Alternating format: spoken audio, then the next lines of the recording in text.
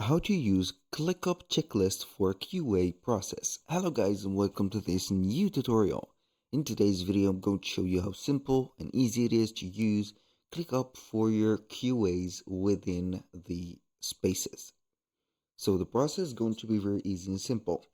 We're going to head over clickup.com, sign in for an account, and as you can see we're going to be on the admin dashboard. Now what we're going to do next is going to be very simple. We're going to head over the left side of the screen from the spaces. We're going to use, for example, the project management, as you can see, site. And we're going to open up one of the folders that we have. So I would like to have the general site of it.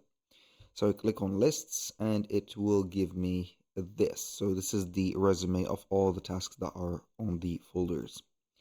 Now I'm going to create a new group. So basically this is the group that we have. Now I would like to add another or a last group. So we can go ahead and create as a list. We're going to name it as QA or quality assurance and process. I'm going to click on create. So here it is. Now what we're going to do is going to be very simple. We're going to click on here and then we're going to start by setting up the QA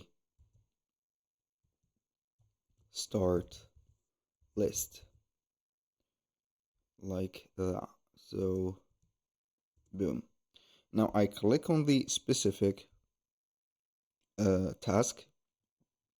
We're going to add the checklist, which is going to be here.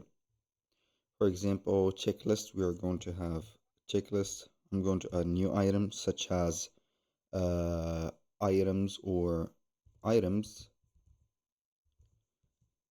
verification.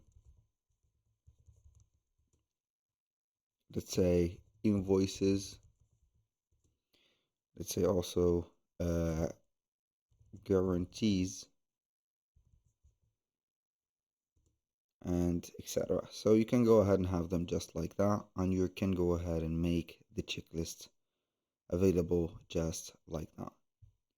So when you're going to have it like this, it is going to give you the list of the choices that is going to be the checklist. That was pretty much it for this video. Thank you guys for watching. I hope that you have enjoyed the content and I hope to see you soon on the next one.